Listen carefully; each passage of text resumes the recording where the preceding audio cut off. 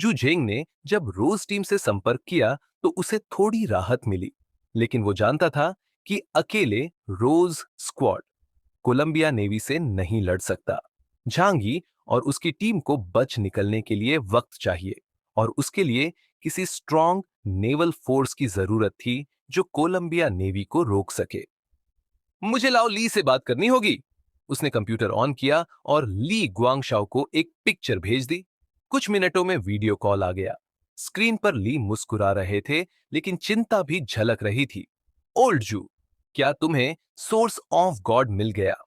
दोनों के पास इसकी इंटेलिजेंस थी जो शेंगजिंग रीजन ने दी थी।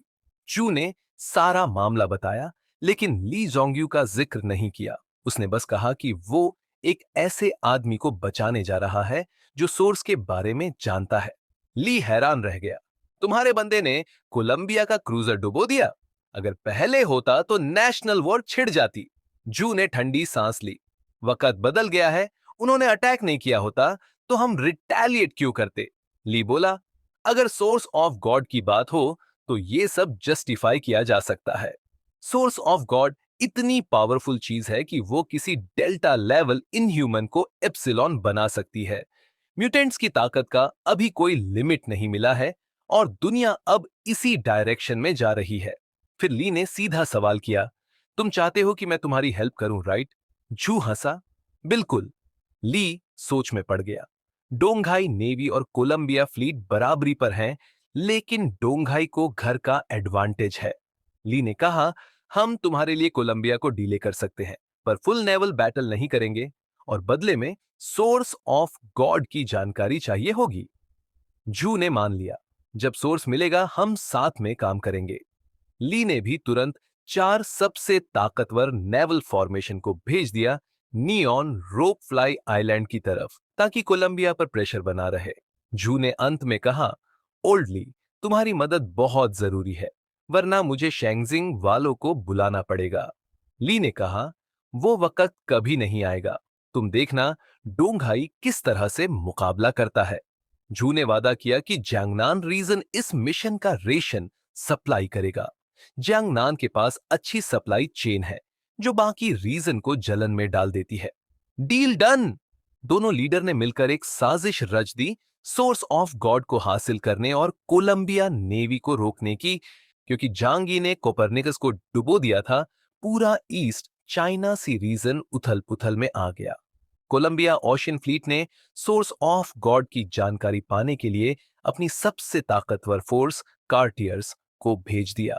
चांगनान और ईस्ट चाइना सी रीजन ने भी अपनी पूरी ताकत झोंक दी। मकसद एक ही था, हर तरह की न्यूज को ब्लॉक करना और अंधेरे में समुंदर पर आगे बढ़ना। बटरफ्लाई इफेक्ट की तरह इन दो ताकतवर देशों की हरकतों ने आसपास के छोटे देशों में भी हलचल मचा दी, लेकिन बाहर की दुनिया को इस टकराव की असली वजह नहीं पता चली। जो भी थोड़ी बहुत इंटेलिजेंस बाहर आई, वो बस इतनी थी कि कोलंबिया का एक वॉरशिप डूबा है। पर सभी जानते थे कि इस तरह की सिचुएशन में कोई भी सुपर पावर बिना किसी बड़ी वजह के वॉर स्टार्ट नहीं करेगी, और अगर करेगी भी तो उसका रीजन जरूर कुछ बड़ा होगा। लेकिन जिंगनान, डोंगहाई और कोलंबियन ओशियन फ्लीट कोई भी इस बारे में कुछ लीक नहीं करना चाहता था। यहां तक कि शेंगजिंग रीजन और कोलंबिया की टॉप लेवल अथॉरिटी भी इस पूरे मामले को छुपा रही थी, क्योंकि सबको सोर्स ऑफ गॉड जैसी चीज खुद के लिए रखनी थी, किसी और से शेयर नहीं करनी थी। हुआशू स्टेट के 6 रीजन आपस में जुड़े हुए हैं, लेकिन फिर भी हर एक के पास लोकल गवर्नेंस की पावर है। कोलंबिया का भी यही हाल है, बाहर से यूनाइटेड, अंदर से डिवाइडेड। अब ईस्ट चाइना सी में हालत पूरी तरह से मेस बन चुकी थी। ली गुआंगशाओ, जो ईस्ट चाइना सी के सुप्रीम कमांडर थे, उन्होंने सीधा ऑर्डर दिया कि उनकी 4 सबसे ताकतवर नेवल फॉर्मेशन को समुंदर में तैनात किया जाए, ताकि डगलस को इंटिमिडेट किया जा सके। इन 4 फॉर्मेशन को लीड कर रहे थे ईस्ट चाइना सी के 4 टॉप इनह्यूमन। सरकारी सिक्योरिटी के चलते उनकी पर्सनल डिटेल्स बाहर नहीं आई, लेकिन इतना जरूर पता चला कि उन्हें हुआ शू किंगडम के 4 प्राचीन स्पिरिट्स के नाम पर टाइटल दिए गए थे। Azure dragon, white tiger, vermilion bird और ब्लैक टॉर्टॉइज। कहा जाता है कि इन टाइटल्स को पाना आसान नहीं था। बहुत सारे टॉप इनह्यूमन इन्हें पाना चाहते थे, लेकिन आखिर में सबने कंपटीशन छोड़ दिया क्योंकि उन्होंने पावर का फर्क समझ लिया था। अब ये चार split fleets Colombian ocean battleships के बेहद करीब पहुंच गई थी। इनकी हेडक्वार्टर टीम ने शेंगेइंग आइलैंड के सारे मेजर सी पोर्ट्स पर निगरानी शुरू कर दी थी। इससे डगलस को प्रेशर में आकर बड़े पैमाने पर शिप मूवमेंट करनी पड़ी, जिससे झांग यी पर से काफी प्रेशर हट गया। Blizzard city. जू जेंग पिछले 2 दिन से झांग यी के मामले में बिजी था। फोन कॉल्स लगातार आ रहे थे। ये एक मेजर पावर गेम था जहां कोई भी डिटेल मिस नहीं की जा सकती थी। अब जब बात इतनी बड़ी हो गई थी तो हुआशु के बाकी रीजन भी इसमें दिलचस्पी लेने लगे। सबसे पहले शेंगजिंग रीजन ने सवाल उठाए और जू जेंग को उन्हें सेटिस्फाई करने के लिए बहाने ढूंढने पड़े। उसे यह कॉन्फ्लिक्ट एक लिमिट के अंदर रखना था ताकि झांग यी या सोर्स ऑफ गॉड के चलते वॉर ना भड़क जाए। इतनी भागदौड़ के बाद जू जेंग थक गया था, लेकिन उसे पता था कि यह सब जरूरी है क्योंकि ली लिंगशुए ने एक बार कहा था, झांगी की लिमिट डेल्टा लेवल से कहीं ज्यादा है। वो एक आइप्सिलॉन या उससे ऊपर का टैलेंटेड इंसान है। ऐसे लोग करोड़ों में एक होते हैं। हुआशु किंगडम का जो सबसे स्ट्रांग इंसान है, जिसका कोडनेम है हॉटू, और जो हेल्स गिलोटिन का यूजर है, वो भी नेचुरल आइप्सिलॉन है। अगर झांगी को सोर्स ऑफ गॉड मिल जाए तो शायद वो हॉटू के बराबर पावर पा सकता है। और तब हमारा जींग नान रीजन 6 रीजन का वीकेस्ट टैग हटा सकता है। जूजेंग ने गहरी सांस ली और खुद से कहा, झांगी की लॉयल्टी पर उसे कोई शक नहीं था। जब गांव चांगकोंग ने उसे मारने की कोशिश की थी, तब उसी झांग यी ने उसकी जान बचाई थी। वो पावर का भूखा नहीं था और जू जेंग ऐसे लोगों पर सबसे ज्यादा भरोसा करता है। लेकिन तभी उसका ध्यान गांव चांगकोंग की तरफ गया। शायद उसके अंदर भी एप्सिलॉन का टैलेंट हो सकता था, लेकिन अब दोनों आमने सामने थे। तभी लान शिनचेंग ने रिपोर्ट दी कि ली लिंगशुए, जो रिसर्च डिपार्टमेंट से हैं, उनसे मिलने आई हैं। वो एक छोटी बच्ची को भी साथ लाई है। ली लिंगशुए के पास जो बच्ची थी वो 5-6 साल की लगती थी, लेकिन चेहरा किसी 20 साल की लड़की जैसा पर मासूम। बड़ी बड़ी आंखें और एक अजीब सी प्योरिटी, जैसे किसी एंजल को अभी अभी धरती पर भेजा गया हो। लान शेनचेंग भी नहीं समझ पाया कि ली लिंगशुए उस बच्ची को क्यों लाई है। वैसे भी ली की इमेज थोड़ी अजीब थी। सब उसे एक जीनियस फ्रीक मानते थे जो हमेशा अनएक्सपेक्टेड चीजें करती थी। जू जेंग को सुनकर थोड़ा अचरज हुआ। उन्हें अंदर भेज दो। सिक्योरिटी लेवल अब बहुत हाई था। जू जेंग से मिलना आसान नहीं था। सुन, लूशवान, जो गार्ड था, जू के साथ ही रहता था। यहां तक कि उसकी बीवी भी इस बात से थोड़ा नाराज रहती थी। लिलिंग शुए बच्ची को लेकर ऑफिस में आई। जू ने पूछा, ये कौन है? ली ने जवाब दिया, टेस्ट सब्जेक्ट 486, अभी तक की सबसे स्पेशल और पहली सफल सब्जेक्ट जो पूरी तरह से ट्रांसफॉर्म हो पाई है। जू जेंग एक्साइटेड हो गया और कुर्सी से उठकर उस बच्ची के पास गया। बच्ची थोड़ा डरकर ली के पीछे छुप गई। ली लिंग शुए बोली, इसमें हमारी लेटेस्ट टेक्नोलॉजी और मटेरियल्स का यूज हुआ है। हर डाटा इंडेक्स में ये अब तक की सबसे परफेक्ट एक्सपेरिमेंटल प्रोडक्ट है। पर जू जेंग ने हाथ उठाकर उसे रोक दिया। नहीं, इसे प्रोडक्ट मत कहो, इसका नाम होना चाहिए। वो बच्ची की आंखों में देखता है और प्यार से कहता है, अब से तुम्हारा नाम होगा जूयू। मुझे पता है मेरे भाई पहाड़ पर चढ़ रहे हैं, पर एक कम है जो डॉगवुड ब्रांच पहने हुए है। बच्ची ने धीरे से आंखें झपकाई और बोली, जू यू। बिलिजार्ड सिटी में जू जेंग के आदेश पर तैयारियां जोरों पर थीं। भले ही संभावना कम थी, फिर भी झांगनान के दक्षिण पूर्वी तटीय शहरों पर कोलंबिया नेवी के हमले का खतरा टाला नहीं जा सकता था। ऑपरेशंस चीफ टू यूनली के पास बहुत काम था। झांगनान सुपर पावर फेडरेशन के अलग अलग शहरों के सुपर ह्यूमन संगठनों से कोऑर्डिनेशन करना और कुछ लोगों को डिफेंस में मदद के लिए भेजना। एक दिन जब वो कमांड सेंटर से निकलने वाले थे, तभी एक पुराना जानकार उन्हें रोकता है। मिनिस्टर टू, जरा रुकिए, क्या कुछ मिनट मिल सकते हैं? तो यूनली ने देखा, सामने थे डेंग शैनटोंग। हीवनली गॉड टीम के कप्तान। एक वक्त पर जो बिलीजार्ड सिटी का हीरो माना जाता था, अब उसकी आंखों में घमंड की जगह शांति थी। गांव चांगकोंग से लगातार 2 हारों ने डेंग की इमेज और आत्मविश्वास दोनों को झटका दिया था। लेकिन तू युनली ने महसूस किया, अब वो ज्यादा मैच्योर हो गया है। क्या बात है कैप्टन डेंग? डेंग शेंटोंग हल्के से मुस्कुराया और बोला, मैं यन युन गार्ड की ट्रेनिंग लेना चाहता हूं, सबसे सख्त स्टैंडर्ड पर।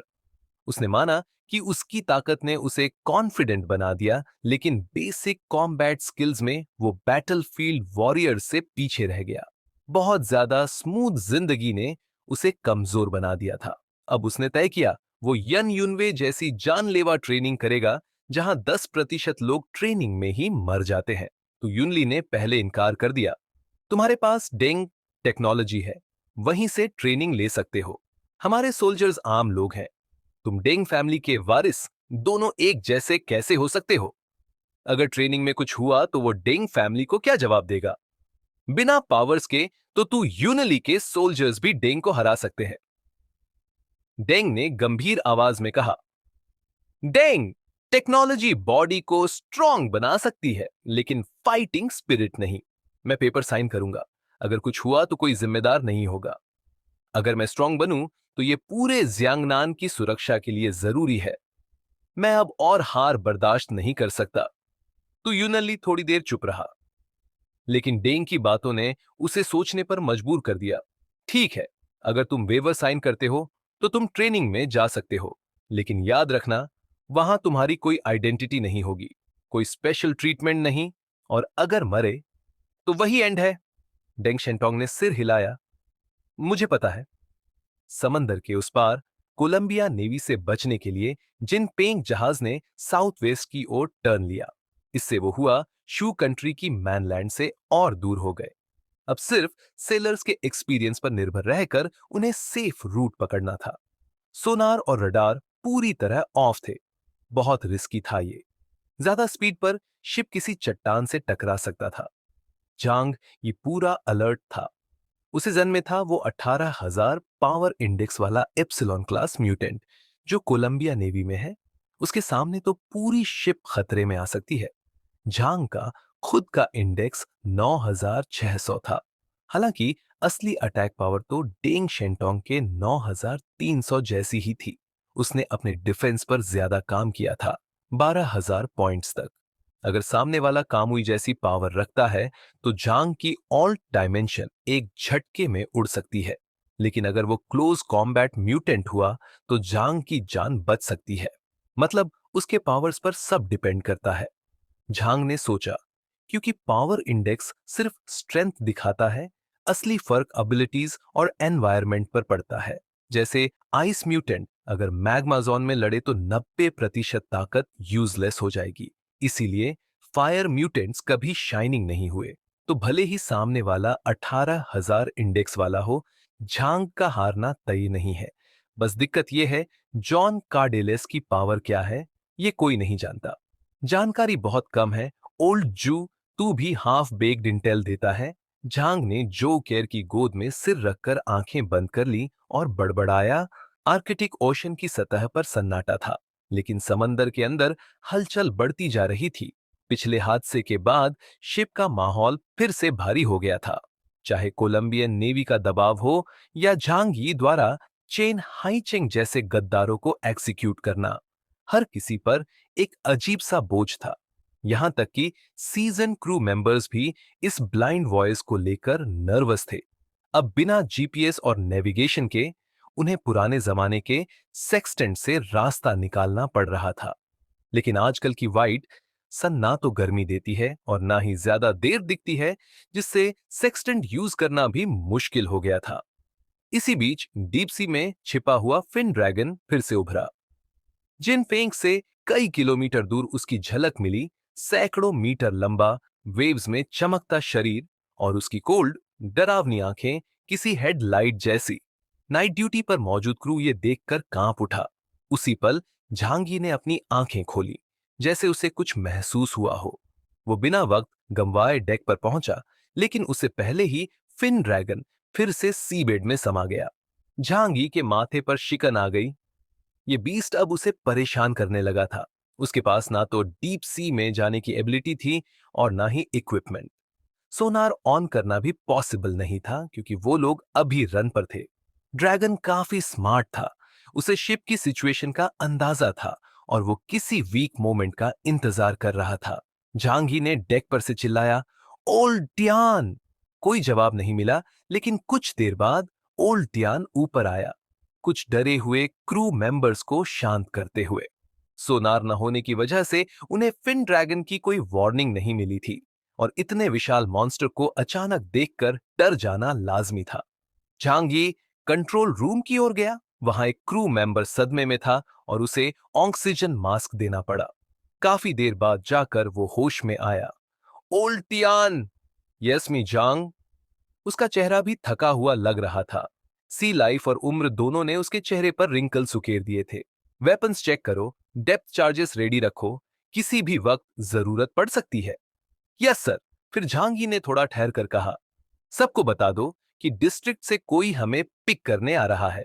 ईस्ट चाइना सी रीजन की नेवी ऑलरेडी डिस्पैच हो चुकी है। कोलंबियन नेवी हमारे रीजन में फेस ऑफ नहीं करेगी। उसकी बातों से क्रू के चेहरों पर हल्की राहत आई। हम घर लौटेंगे, बस ये फेज निकाल लो। अब का झांग ये पुरानी तरह रूखा नहीं था। उसने खुद महसूस किया था कि जब क्रू का मोराल लो हो तो उन्हें संभालना भी उसकी ड्यूटी है। लेकिन अगर हम गलत दिशा में जा रहे हो तो ज्यादा टाइम नहीं लगेगा, और अगर शिप पर रहना भी पड़ा तो मेरे पास तुम सबके लिए काफी सप्लाईज है। किसी बात की चिंता मत करो, हम सब वेटेरन हैं। उसने कहा, लेकिन अगर तुम खुद पर मेंटल प्रेशर डालोगे तो छोटी प्रॉब्लम भी बहुत बड़ी लगने लगेगी और फिर उसका कोई मतलब नहीं रह जाएगा। उसकी इस काउंसलिंग से माहौल थोड़ा हल्का हुआ। 3 महीने से समंदर में रहना, आनी स्थिति, और वो भी सिर्फ एक आधे दिन के स्टॉप के साथ, किसी भी सी मैन को थका सकता है। फिर उसने ओल्ड टियान को अलग बुलाया। क्या तुम करंट लोकेशन कंफर्म कर सकते हो? नॉट एग्जैक्टली, ओल्ड टियान ने कहा। नॉटिकल चार्ट एक, लेकिन बस अप्रोक्सीमेट पोजीशन पता कर सकते हैं। अब वो जमाना नहीं रहा जब सिर्फ आंखों और सितारों के सहारे नेविगेशन होता था। अब हर कोई डिजिटल डिपेंडेंट हो गया है। कोई बात नहीं, झांगी ने कहा, बस ध्यान रहे कि हम कोलंबियन नेवी के जोन में ना घुस जाएं। उसकी चिंता मत करो, अभी हम घोस्ट मोड में हैं, कोई हमें ट्रेस नहीं कर पाएगा। अगर कोई शिप सारे इलेक्ट्रॉनिक सिस्टम बंद करके समंदर में हो तो उसे ढूंढना नामुमकिन होता है। तभी ओल्ड तियान थोड़ा हिचकिचाया। एक बात कहनी थी। बोलो। क्रू का मूड डाउन है, अगर ये चलता रहा तो बुरा असर पड़ेगा। समझ गया। क्या आइडिया है? पुराने तरीके ही कारगर हैं। सिगरेट्स, अल्कोहल, वीमैन और गैम्बलिंग। अभी तक शिप पर ड्रिंकिंग बैन थी और ये ऑर्डर खुद झांगी का था। ठीक है, उसने कहा, आज से ड्रिंकिंग अलाउड है, लेकिन ड्यूटी वाले नहीं पिएंगे। मैं ड्रिंक्स प्रोवाइड करूंगा, बाकी चीजें तुम लोग देख लो। लेकिन वीमेन, रॉक फ्लो ग्रुप को टच मत करना। कुछ लोग नीचे वाले केबिन में हैं। सप्लाईज के बदले उनसे डील कर सकते हो, लेकिन जानवरों जैसा बिहेव नहीं होना चाहिए। आपकी आज्ञा है। और एक बात, हम शायद साउथर्न सी के पास हैं, तो कुछ आइलैंड्स आसपास होंगे। अगर कोई सेफ लैंड मिला तो वहां कुछ दिन रुक सकते हैं। सही रहेगा। झांकी ने सिर हिलाया। उसे पता था ये छोटा सा ब्रेक पूरे क्रू के लिए जरूरी था। जिनफेंग धीरे धीरे आगे बढ़ रही थी, लेकिन अगले कुछ दिनों में फिन ड्रैगन बार बार उसके आसपास मंडराता रहा, जैसे वो उसे टेस्ट कर रहा हो। वो समझ गया था कि झांगी अकेला खतरनाक है, लेकिन बाकी क्रू कमजोर है, और सबसे बड़ी बात, वो डीप सी में डाइव नहीं कर सकता। इसलिए फिन ड्रैगन ने हरासमेंट स्ट्रैटेजी अपनाई। बार बार शिप पर हमला करता और झांगी को हर बार सामने आना पड़ता। सोनार बंद होने के कारण जिनफेंग को पहले से लोकेशन नहीं मिलती थी, लेकिन झांगी की टाइम इको एबिलिटी उसे पहले से अलर्ट कर देती। हालांकि इससे झांगी की नींद बुरी तरह प्रभावित हो चुकी थी। वो डीप स्लीप में नहीं जा सकता था। 3 दिन बाद लाओतियान दौड़ता हुआ झांगी के पास आया। मी, झांग, लगता है लैंड मिल गया है। झांगी की थकी आंखों में उम्मीद की चमक लौट आई। आइस फॉग के अंदर आइलैंड्स और रीफ्स दिख रहे हैं। ये सुनते ही झांग यी मुस्कुराया। लैंड का मतलब था डीप सी से बाहर निकलना, और फिन ड्रैगन की सबसे बड़ी ताकत गहराई ही थी। उसने डिसाइड किया, अब फाइनल क्लियरिंग करनी होगी। बोट को फॉग के अंदर ले जाओ, उसने लाओ त्यान से कहा। आइस फॉग में जिनफेंग धीरे धीरे घुसी। नीचे इनविजिबल रीफ्स थे, टकराने का खतरा था। पीछे फिन ड्रैगन ने देखा कि टारगेट दूर जा रहा है। उसकी आंखों में गुस्सा था, लेकिन उथले पानी में छिपना मुश्किल था। उसने डिसाइड किया, अभी इंतजार करेगा। झांगी ने बोट को पास के रीफ आइलैंड पर रोकने का ऑर्डर दिया। एक दिन आराम करो, फिर आगे की प्लानिंग करेंगे। अब अगर फिन ड्रैगन आता भी तो सिर्फ सामने से अटैक कर सकता था। झांगी झोंकेर की ओर मुड़ा। मैं गहरी नींद लेना चाहता हूं, कोई डिस्टर्ब मत करना। जाओ ने प्यार से उसे अपनी गोद ऑम्फर की, उसका कनी पिलो। झांगी लेटा और कुछ ही देर में गहरी नींद में चला गया। शिप पर लोगों को जब पता चला कि पास ही एक छोटा आइलैंड है, तो सब एक्साइट हो गए। लाओ तियान ने पहली बार लोअर केबिन के लोगों को डेक पर आने दिया। ताजी हवा और सॉलिड ग्राउंड देखकर सबका मूड फ्रेश हो गया। कुछ फिशरमैन बोले, कैप्टन, थोड़ा फिशिंग गियर मिल जाए तो फ्रेश फिश बना दे। लाओ तियान हंस पड़ा, जितना चाहिए ले लो, आज सबको रिलैक्स करने दो। डेक पर माहौल खुशियों से भर गया। पहली बार सबने थोड़ी राहत की सांस ली। जिनपेंग के डेक पर सभी लोग कुछ देर की राहत और सुकून को एंजॉय कर रहे थे। ठंडी हवा में सब रेलिंग पर टिके हुए थे, चाहे टेम्परेचर -40 डिग्री तक गिर चुका था। जू युनकुए और सु नुआनेक्सी रेलिंग के पास खड़े थे। जू ने टॉमी को गोद में कसकर पकड़ा हुआ था। बाकियों की तरह वो रिलैक्स नहीं दिख रहे थे, बल्कि उनके चेहरे पर एक मजबूरी भरी मुस्कान थी। समंदर के मॉन्स्टर्स और कोलंबियन आर्मी से बचने से भी बड़ा प्रॉब्लम था। टॉमी, 1 साल का बच्चा, जो दिन रात रोता था बिना किसी फिक्स रूटीन के। वो रात को अचानक वां करके उठ जाता, जिससे जू और सु दोनों की नींद पूरी तरह खराब हो जाती। पहले तो उनमें बहुत प्यार और पेशेंस था, पर अब थकावट की हद हो चुकी थी। जू युनकुए ने समंदर की तरफ देखा और एक डरावना ख्याल आया, इस बच्चे को बस फेंक दूं। फिर झट से उसे खुद पर शर्म आई। मैं कैसी बातें सोच रही हूं, मैं कोई बुरी इंसान नहीं हूं, बस थक गई हूं। उसी वक्त उसने झांग वेई वेई को देखा, जो बच्चों के साथ मछली पकड़ रही थी, और उसका आइडिया बना, ये टीचर है, बच्चों से प्यार करती होगी, शायद टॉमी को अच्छे से संभाल सके। जू टॉमी को लेकर वेई वेई के पास पहुंची और बोली, आप बच्चों को पसंद करती हैं, है ना? वेई वेई ने मुस्कुराकर कहा, हम तो बेबी प्लान कर रहे थे, पर फिर ये सब हो गया। जू ने कहा, तो फिर ये बच्चा ले लीजिए, बहुत क्यूट है, मैं इसका खाना सब प्रोवाइड कर दूंगी। पर वेई वेई और उसके पति ली झोंगयू थोड़ा असहज हो गए। वेई वेई ने जवाब दिया, माफ कीजिए, अभी के हालात में हम खुद को संभालना मुश्किल से कर पा रहे हैं। किसी और का बच्चा पालना हमारे लिए पॉसिबल नहीं है। जू का चेहरा उतर गया। वेई वेई ने आखिरी में कहा, पसंद करना और जिम्मेदारी लेना दो अलग बातें हैं। जू वापस चली गई, मन में थकी और निराश। उधर वेई वेई और ली फिर मछली पकड़ने लगे। अचानक एक फिशरमैन की रॉड जोर से झटकी और वो चिल्लाया, मैंने पकड़ ली, बहुत भारी है।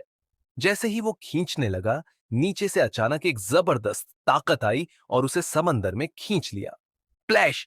और सब हंसने लगे, पर लाओ त्यान चिल्लाया, जल्दी बचाओ, इतनी ठंड में मर जाएगा।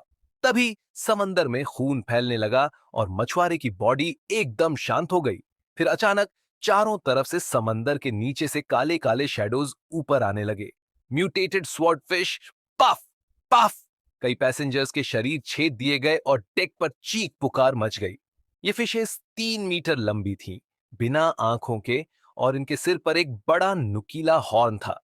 वो इंसानों के अंदरूनी अंग खाने लगी। लाओ त्यान ने फौरन अलर्ट किया, सब लोग केबिन में जाओ, फाइटर्स वेपन्स उठा लो। क्रू मेंबर्स ने शांत रहकर जवाब दिया, ये म्यूटेटेड स्वॉर्डफिश है, थर्मल वेपन से इन्हें खत्म किया जा सकता है। म्यूटेंट स्वॉर्डफिश बेहद खतरनाक थे, यहां तक कि वो स्टील प्लेट्स को भी चीर सकते थे। शुक्र है कि झांगी ने क्रू के लिए स्पेशल बुलेट प्रूफ वेस्ट्स तैयार किए थे, जिससे उन्हें छुरे लगने के बावजूद पेनिट्रेटिंग इंजरी नहीं होती। थोड़ी देर तक गन फायर चला और दर्जनों म्यूटेंट स्वॉर्डफिश मारे गए। इसके बाद जिनफेंग में फिर से शांति आ गई। लाओ त्यान ने अपना मास्क साफ किया और लाओ शिये से कहा कि कुछ लोग लेकर इन मछलियों को संभाले। उन्हें फिलहाल इसे खाने की हिम्मत नहीं थी। कौन जानता है इससे बीमार न पड़ जाए। उधर झांग न ये अपने रूम में था। बाहर गोलियों की आवाजें आ रही थीं, लेकिन वो सरप्राइजिंगली आराम से सो गया। इकोज ऑफ टाइम ने कोई वार्निंग नहीं दी थी, मतलब कोई डेंजर नहीं था।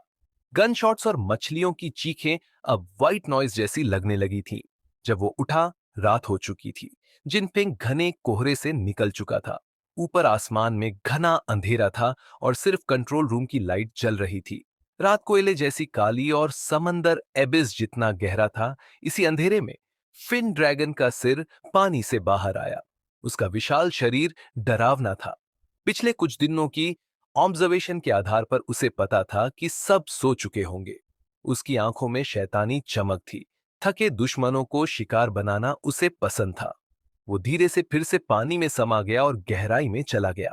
कुछ सेकंड बाद अचानक पानी से बाहर छलांग मारी और जिन पेंग पर विशाल लहरों का हमला किया। बूम! लेकिन तभी झांगी जहाज के बाहर प्रकट हुआ। डायमेंशनल गेट, एक विशाल द्वार जहाज के आगे खुल गया और सारी लहरें उसमें समा गईं। झांगी की आंखों में आग जल रही थी। अबे जानवर, तुझे बहुत छूट दे दी। आज तेरा एंड है। उसने होली स्वॉर्ड निकाली। उससे काली वॉइड एनर्जी की चेन निकली जो उसके चारों ओर घूमने लगी। उसने दो डायमेंशनल गेट्स खोले जिनके बीच सैकड़ों मीटर का फासला था और टेलीपोर्ट करके सीधे फिन ड्रैगन के सिर पर जा पहुंचा। उसने तेजी से वार किया। फिन ड्रैगन के सींग से एक पर्पल बीम निकली, लेकिन वॉइड चेन ने उसे हवा में ही काट डाला। ड्रैगन समझ गया कि जीतना मुश्किल है और गहराई में भाग गया। लेकिन झांग ये पीछे हटने वाला नहीं था।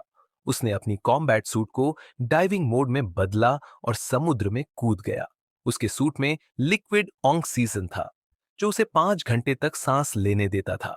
फिन ड्रैगन को यकीन नहीं था कि इंसान भी समंदर में उसका पीछा करेगा। उसने फिर से मॉकिंग साउंड निकाली और एक और पर्पल बीम छोड़ी। लेकिन एकोज ऑफ टाइम ने झांगी को पहले ही आगाह कर दिया था। उसने थ्रस्टर से बीम को चकमा दे दिया और अपनी ability bond of two worlds use की। ये एक वेरिएंट स्किल थी जो 2 गेट से बनी एक डिफेंसिव बॉल बनाता था। उसने एक और स्किल सुमेरु 3000 वर्ल्ड्स यूज की। स्पेस को छोटे छोटे क्यूब्स में डिवाइड कर दिया। फिर समुद्री पानी को एक स्पेस में भर दिया ताकि सी प्रेशर बैलेंस हो जाए। अब वो पानी के अंदर आजादी से मूव कर सकता था बिना क्रश हुए। अब बारी थी उसका शिकार करने की। फिन ड्रैगन के पास अब कोई एडवांटेज नहीं था। अब वो बराबरी का नहीं, जिंदगी और मौत का मुकाबला था। झांगी की होली स्वॉर्ड से निकली वॉइड फ्लेम सीधी समुद्र के नीचे पहुंची। ड्रैगन ने बचने की कोशिश की, लेकिन उसका विशाल टेल फ्लेम से कट गया। खून और स्केल्स चारों तरफ उड़ने लगे। ड्रैगन ने समुद्र में एक विशाल व्हर्लपूल बना दिया ताकि झांगी का बैलेंस बिगड़े, लेकिन उसका ऑल्टरनेट स्पेस इस व्हर्लपूल से इफेक्ट नहीं हुआ क्योंकि झांगी का स्पेस पावर एक एब्सोल्यूट डिफेंस था। उस पर कोई भी टाइड असर नहीं करती थी। अब से गेम पलटेगा। अब अटैक और डिफेंस बदलेंगे। अगर समुंदर के बीस्ट्स जा सकते हैं तो मैं भी जा सकता हूं। झांगी जब भी फाइट करता था पहले खुद को ऐसी पोजीशन में रखता जहां उसे हराना नामुमकिन हो। फिन ड्रैगन के 2 मेथड थे अटैक के, उसका विशाल बॉडी और उसके सिर के शार्प हॉर्न से निकलने वाली हाई एनर्जी पार्टिकल वेव्स। लेकिन इस टाइम दोनों ही टेक्निक झांगी पर फेल हो चुकी थी। अब गेम पूरी तरह झांगी के कंट्रोल में था। बस उसे इस बात का ध्यान रखना था कि विन करते हुए ज्यादा एक्साइटेड ना हो जाए। किल करो। आज देखता हूं सी बीस्ट की ओरिजिनल पावर कितनी टेस्टी है। जहांगीर समुंदर में सुपर स्पीड से मूव कर रहा था जैसे एयर में फ्लाई कर रहा हो, थ्रस्टर्स की हेल्प से। फिन ड्रैगन डर कर बार बार पीछे देख रहा था, लेकिन झांगी की अजीब स्पेस एबिलिटी उसकी हर पार्टिकल बीम को एब्जॉर्ब करके उसी पर रिफ्लेक्ट कर रही थी। फिन ड्रैगन बुरी तरह फ्रस्ट्रेट हो चुका था। ये तो चीटिंग है। वो रन कर रहा था, लेकिन झांगी उसके पीछे नॉन स्टॉप अटैक कर रहा था। चाहे डीप सी में जाए, झांगी को कोई फर्क नहीं पड़ता था। फिन ड्रैगन की स्किन टफ थी, लेकिन दर्जनों बार कट चुका था। कई माइल्स पीछा करने के बाद ड्रैगन ने अपनी टेल घुमाकर झांगी को डॉज किया और ऊपर की तरफ स्विम कर गया। उसे आखिरकार झांगी की वीकनेस समझ आ गई। वो लोग जो शिप में थे, अगर मैं तुम्हें कंट्रोल नहीं कर सकता तो तुम्हारे वीक स्पॉट को टारगेट करूंगा। यही सोचकर वो सीधा जिमफेंग शिप की तरफ भागा। झांगी थोड़ा स्लो रिएक्ट किया, लेकिन फिर फौरन चेज करने लगा। ड्रैगन को यकीन हो गया था कि उसका गैस सही था। अब झांग ये वल्नरेबल था, लेकिन ठीक जैसे ही फिन ड्रैगन शिप को हिट करने वाला था, झांगी ने रुककर अपने सूट का एक बटन दबाया। ड्रैगन की हेड ने जिनफेंग के सॉलिड बॉटम को पियर्स किया और उसी पल वहां एक तेज लाइट फटी, जैसे सन सामने ब्लास्ट हो गया हो। इतनी ब्राइट एंड हॉट लाइट कि पूरा फिन ड्रैगन शॉक में चला गया। लेकिन उसे शॉक होने का टाइम नहीं मिला। जबरदस्त शॉक वेव सीधा उस पर आई। बूम! एक्सप्लोजन की फोर्स जिनफेंग के सेंटर से चारों तरफ फैल गई। फिन ड्रैगन सीधा दूर फेंक दिया गया। छांग ये फौरन पीछे हट गया, क्योंकि उसे पता था ये ब्लास्ट कितना डेंजरस है। उसने शिप में 10 टन टीएनटी के बराबर एक्सप्लोसिव्स लगाए थे। यहां तक कि उसकी ऑल्टरनेट डायमेंशन भी इतना एनर्जी ब्लास्ट एक साथ एब्जॉर्ब नहीं कर सकती थी। इस ट्रैप को प्लान करने के लिए उसने एक आइस ब्रेकर बोट को बाइट की तरह यूज किया था और पहले से ही लाओ टियान को कहकर लोगों को दूसरी बोट में भेज चुका था, जो उसकी अल्टरनेट डायमेंशन में रखी थी। अब झांगी को जल्दी डिसीजन लेना था। इतना high energy reaction Colombian navy को अट्रैक्ट कर सकता था। उसे ड्रैगन को फिनिश करके स्पेस ट्रैवल से एग्जिट करना था। शॉकवेव पूरी तरह खत्म होने से पहले ही झांग यी ने अपने हाथ में होली जजमेंट लेकर ड्रैगन को चेज किया। ड्रैगन अब एक वॉर्म की तरह ब्लास्ट से उड़ चुका था। उसका बॉडी खून और मांस में सना हुआ था, आंखें तक ब्लाइंड हो चुकी थीं। झांग यी ने चांस नहीं छोड़ा, फुल फोर्स से कट लगाना शुरू किया। Kill you while you are weak नहीं उसका सिंपल रूल था। फिन ड्रैगन ने रिसिस्ट करने की कोशिश की, लेकिन उसकी बॉडी बुरी तरह डैमेज हो चुकी थी। झांगी ने एक हार्ड स्ट्राइक मारी और उसकी वॉइड फ्लेम चारों तरफ फैलकर ड्रैगन को चेन की तरह जकड़ ली। इस वॉइड पावर ने ड्रैगन की पहले से डैमेज बॉडी को अंदर से फाड़ना शुरू कर दिया। स्क्वी! ड्रैगन दर्द से चीखते हुए भागा, लेकिन अब उसका कोई चांस नहीं था। खून की महक से कई और सी बीस्ट्स पास आने लगे, लेकिन झांगी और फिन ड्रैगन की टॉप लेवल प्रेजेंस के डर से वो पास नहीं आए। झांगी एक सिंपल और पेशेंट किलर की तरह था, जैसे कोई चिकन काटता है। फिन ड्रैगन ने लास्ट टाइम रेसिस्ट करने की कोशिश की, लेकिन स्ट्रेंथ में गैप इतना था कि कोई चांस नहीं था। आखिरकार जब वो 3000 मीटर डीप तक गया, झांगी ने उसे फिनिश कर दिया। इतना बड़ा और पावरफुल सी बीस्ट झांगी ने अपनी लाइफ में कभी नहीं देखा था। उसने एनर्जी वेस्ट नहीं की, सीधा उसका बॉडी अपनी एलियन स्पेस में स्टोर किया और ऊपर की तरफ फ्लोट हो गया। पूरे समुंदर का पानी रेड हो चुका था और झांगी को पता था कि अब जल्दी निकलना पड़ेगा, वरना या तो डीप सी मॉन्स्टर्स या फिर कोलंबियन नेवी उसे ट्रैक कर लेती। घने कोहरे के बीच लाओतियान झांगी के ऑनर पर नई आइस ब्रेकर शाओयाओ को लेकर पहले ही सैकड़ों नॉटिकल माइल्स आगे बढ़ चुका था। यहाँ की आइस फॉग नेचुरल बैरियर की तरह काम करती थी। साथ ही एक्टिव स्टेल्थ ऑन होने की वजह से चाहे कोलंबिया के सबसे एडवांस्ड शिप्स भी पहुंच जाए, वो इनका कोई ट्रेस नहीं ढूंढ पाते। बिना इलेक्ट्रॉनिक सर्च सिस्टम के इंसानी शिप्स समंदर में बिना दिशा के उड़ती मक्खियों जैसे होते हैं। शाओयाओ भले ही जिनफेंग से छोटा था, पर सभी पैसेंजर्स को कैरी करने में कोई दिक्कत नहीं हुई। बाकी पैसेंजर्स हैरान थे जब उन्होंने देखा कि झांगी ने जैसे हवा में से एक नया आइस ब्रेकर काढ़ लिया। अब उनके मन में झांगी के लिए रिस्पेक्ट और बढ़ गई थी। कुछ लोग जो पहले उसके बारे में डाउट में थे, अब पूरी तरह से उसके फैन बन गए थे। करीब 1 घंटे बाद झांगी लौट आया। उसके ऊपर एक स्क्रैच तक नहीं था और चेहरा हमेशा की तरह शांत और कॉन्फिडेंट। वो सीधा लाओ तियान के पास गया और बोला, स्पीड बढ़ाओ और आइस फॉग के और अंदर छिप जाओ। लाओ तियान ने तारीफ करते हुए कहा, आपका प्लान गजब था सर। जिनफेंग को ब्लास्ट करके हम न सिर्फ फिन ड्रैगन को खत्म कर पाए, बल्कि ये इल्यूजन भी क्रिएट किया कि सब मर चुके हैं। अब कोलंबियन नेवी को लगेगा कि शिप पूरी तरह डूब चुकी है। झांगी थोड़ा कंफ्यूज हो गया। क्या मैं तो बस उस फिन ड्रैगन को नींद पूरी न होने की वजह से मारना चाहता था, लेकिन फिर खुद को जीनियस दिखाते हुए बोला, हाँ, तुमने मेरी सीक्रेट स्ट्रैटेजी पकड़ ली। लाओतियान, इम्प्रेसिव। जैसा सोचा था, समंदर में हुए इतने बड़े ब्लास्ट से कोलंबियन नेवी अलर्ट हो गई। करीब 1 घंटे बाद वो उस जगह पहुंचे जहां जिन फेंगबर्न होकर समंदर में डूब चुका था। कोलंबियंस शॉक थे। कंफर्मेशन के बाद भी उन्हें समझ नहीं आ रहा था कि इतनी ताकतवर शिप एकदम से क्यों ब्लास्ट हो गई। कोई लैंड आसपास नहीं था और डीप सी में जाकर सर्च करना लगभग नामुमकिन था। हेडक्वार्टर्स को रिपोर्ट दी गई और वहां भी कंफ्यूजन फैल गया। क्या सच में वही एलियन जिसने कोपरनिक्स को सिंगल हैंडली डुबाया था, खुद ही समंदर में मर गया? हो सकता है आखिर डीप सी में कोई भी ताकतवर हो, पर समंदर की मिस्ट्री उससे बड़ी है। लेकिन कोलंबिया नेवी के चीफ कमांडर ग्रेटो डगलस ने फैसला लिया, सर्च जारी रखो। जब तक एलियन की बॉडी नहीं मिलती, कुछ भी फाइनल नहीं मान सकते। उधर झांगी और बाकी लोग बहुत दूर निकल चुके थे। फिन ड्रैगन मर चुका था और अब सब रिलैक्स थे।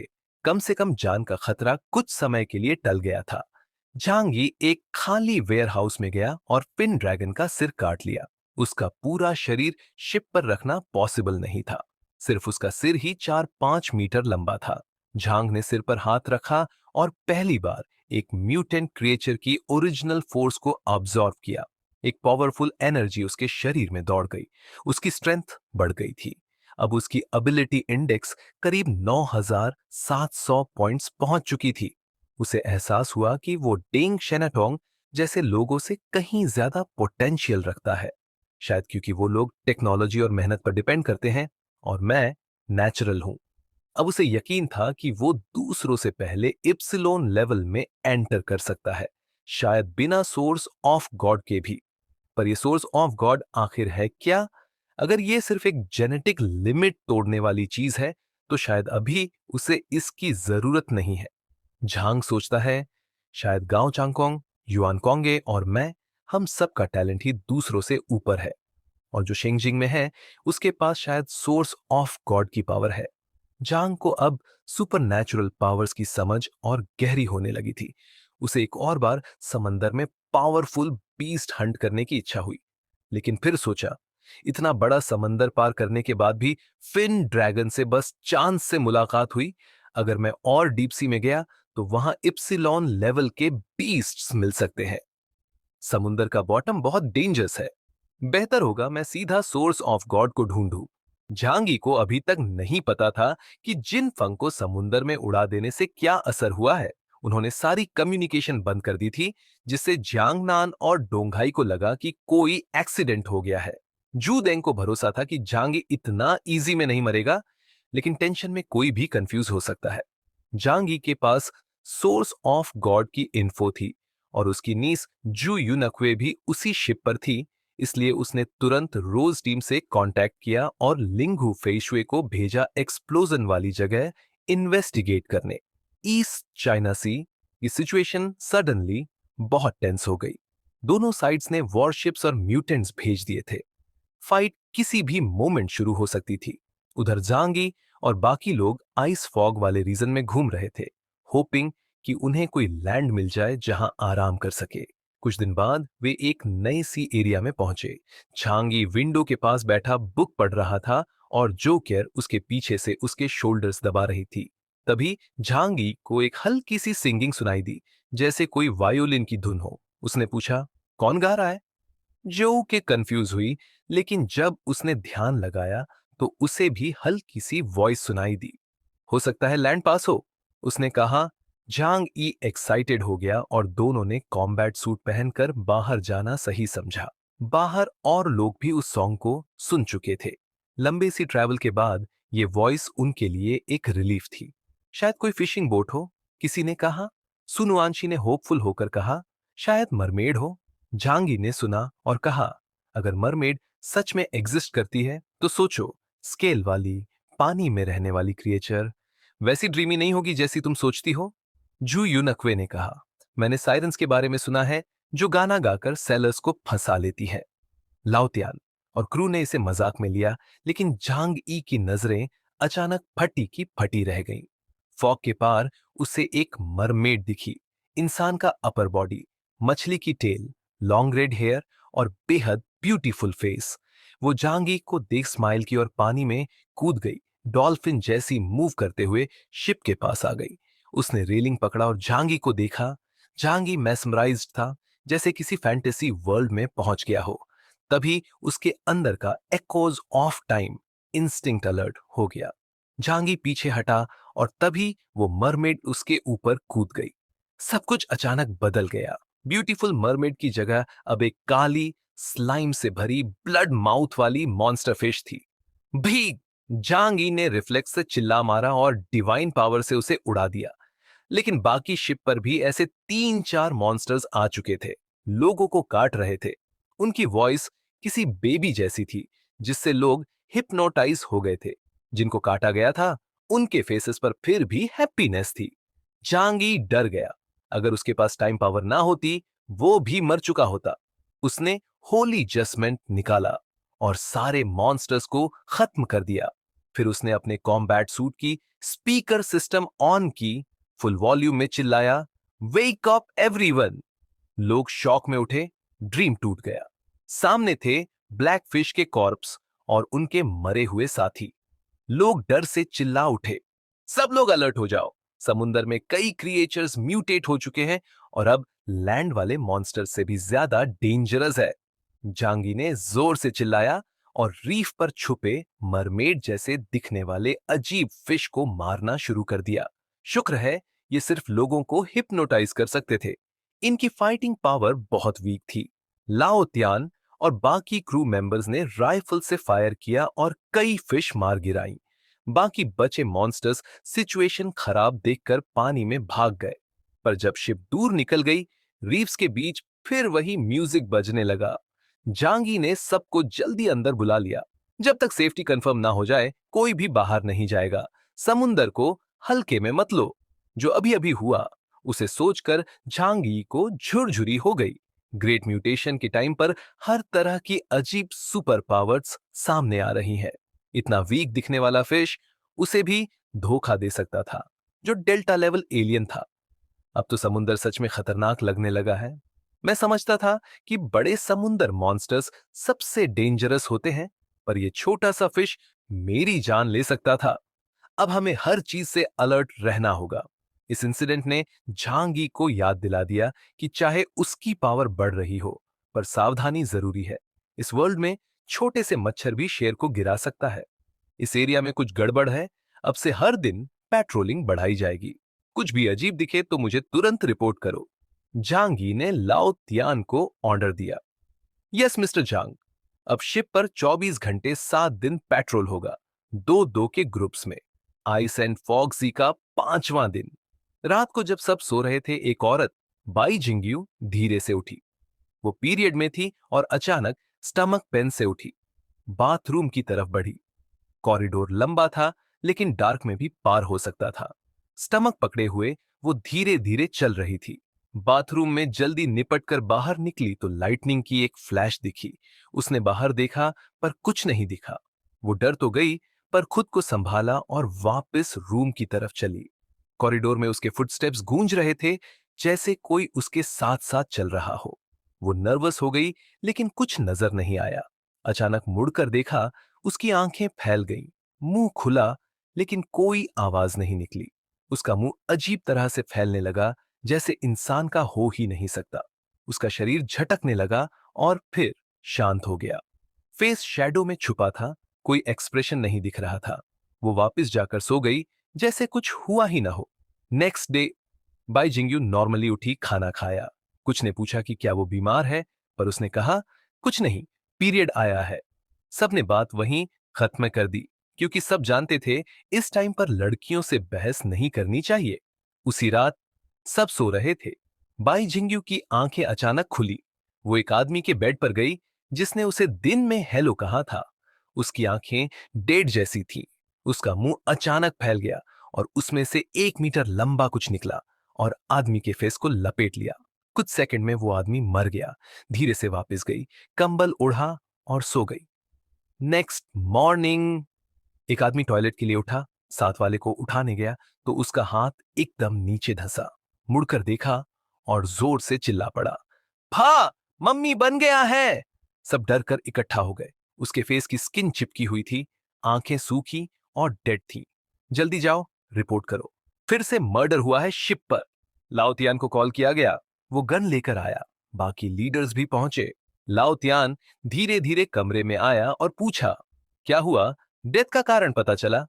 बॉडी अब भी बेड पर थी। किसी की हिम्मत नहीं हो रही थी छूने की। झांग वेई वेई को थोड़ी मेडिकल नॉलेज थी, इसलिए उन्होंने ली जोंग्यू से मदद लेकर बॉडी चेक की। उन्होंने धीरे से कहा, इसे बहुत अजीब तरीके से मारा गया है, इसके अंदर कुछ नहीं बचा, जैसे कोई अंदरूनी पार्ट्स खा गया हो। लाओ तियन का चेहरा सुनते ही उतर गया। उसे तुरंत समझ आ गया कि ये कोई नॉर्मल डेथ नहीं है। उसने गन से बॉडी को टच किया, बिल्कुल खाली था, कोई वुंड्स भी नहीं दिखे। सभी लोग तुरंत रूम छोड़ दें, लाओत्यान ने आर्डर दिया। सिर्फ 4 लोग अंदर बचे। अभी किसी को यह बात बाहर मत बताना, लाओत्यान ने कहा, वरना पैनिक फैल जाएगा। उन्होंने फिर चुपचाप बॉडी को चेक करने के लिए बूट से एक डैगर निकाला और बॉडी की चेस्ट में धक्का मारा। कोई फ्लूइड नहीं निकला और बॉडी ऐसे लग रही थी जैसे पूरी सूख चुकी हो। जब और पार्ट्स खोले गए तो कुछ भी नहीं मिला। किसी भी तरह का क्लियर कट नहीं था, जैसे कोई इनविजिबल चीज ने अंदर से सब कुछ खा लिया हो। बाहर क्रू मेंबर्स का पूरा ग्रुप इकट्ठा हो चुका था। सब आपस में बात कर रहे थे, ये इंसान ने नहीं किया होगा, शायद कोई सी मॉन्स्टर है, लेकिन ये हमारी कैबिन में कैसे आ गया?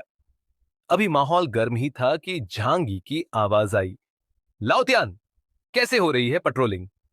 वो अंदर आया और एक अजीब सी मछली को फ्लोर पर फेंक दिया। अगर मैंने इसे पकड़ ना लिया होता तो शायद ये भी किसी को मार देता। लोग उस फिश को देखकर डर गए। अब और ज्यादा अलर्ट रहने की जरूरत है, झांगी ने कहा। सब कुछ हमारे ऊपर मत छोड़ो। लाओ त्यान तुरंत बोला, सॉरी सर, हमारी गलती है।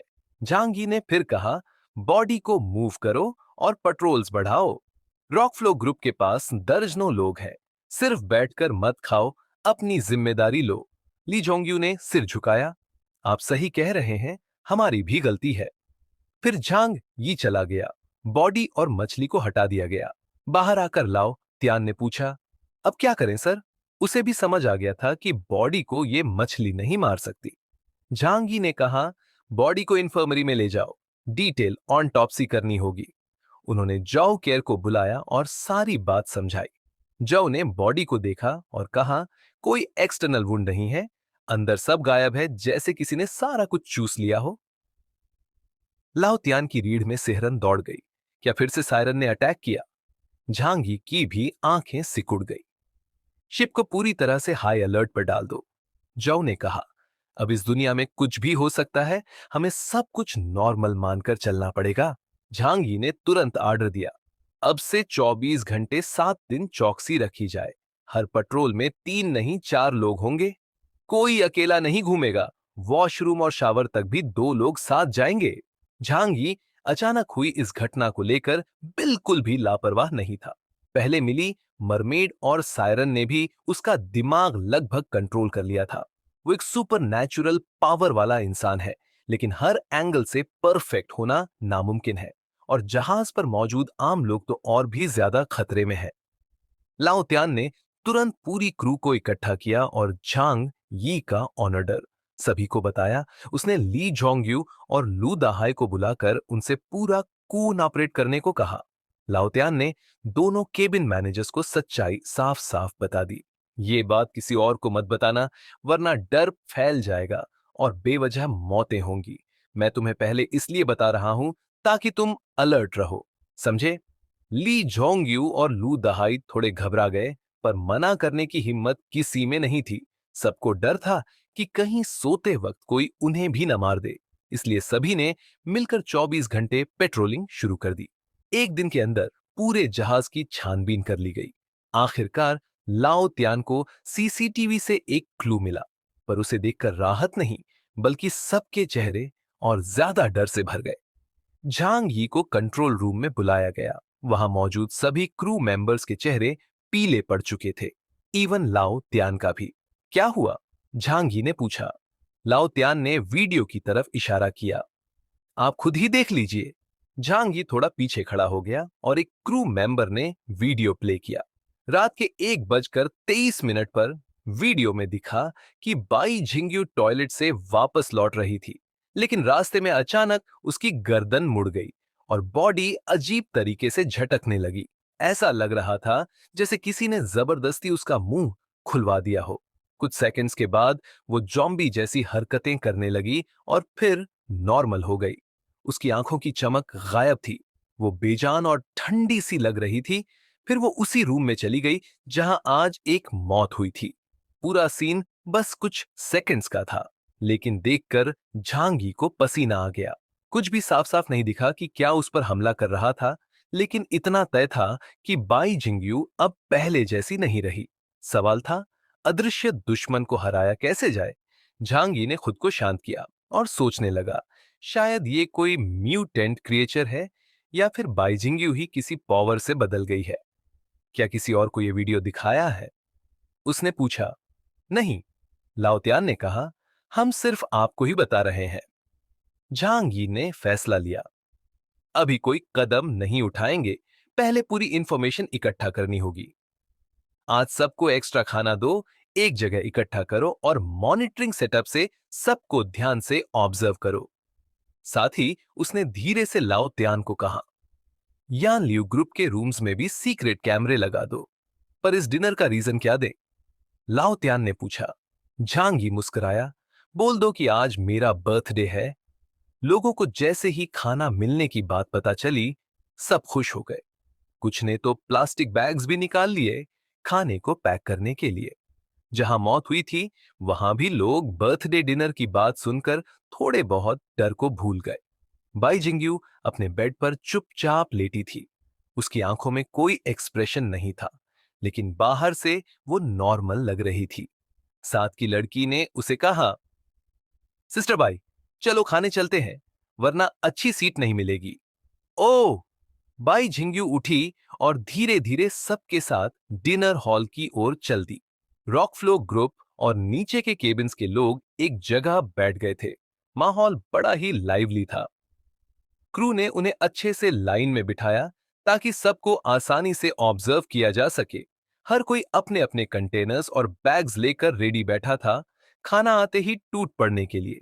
आखिर ये झांग ई का बर्थडे था और ओल्ड ट्यान ने सबको बताया था कि खाना बहुत स्पेशल है। झांग ई सामने खड़ा सबको काय नमली देख रहा था। जब बाई जिंग्यू अंदर आई तो उसकी नजर थोड़ी देर के लिए रुकी, फिर वो बाकी लोगों को स्कैन करने लगा। थोड़ी देर बाद जू यूनक्वे और सू नुआंशी भी टॉमी के साथ आ गए। हैप्पी बर्थडे मिस्टर जांग, दोनों ने विश किया। झांगी ने बस हल्की सी स्माइल दी और सिर हिलाया। दोनों को यह देखकर थोड़ी सी डिसअपॉइंटमेंट हुई। जू यूनक्वे ने कंप्लेन किया, इतने टाइम से जानते हैं और तुमने बताया भी नहीं कि आज तुम्हारा बर्थडे है। झांगी बोला, अभी याद आया, कोई बड़ी बात नहीं, तुम लोग जाकर बैठो। जू यूनक्वे ने कहा, बर्थडे है तो गिफ्ट तो बनता है ना। टॉमी तुम्हें गॉड फादर बुलाएगा अब से। उसने बच्चे को आगे बढ़ाया, लेकिन झांगी को एक गंदी सी स्मेल आई। उसे समझ आ गया कि दोनों ने बच्चे की ठीक से केयर नहीं की थी। झांगी फौरन पीछे हट गया। नो थैंक्स, मुझे बेबीज में इंटरेस्ट नहीं, तुम दोनों ही रखो इसे। एक फादर, एक मदर। जू यूनक्वे का चेहरा उतर गया। हम वैसे नहीं हैं।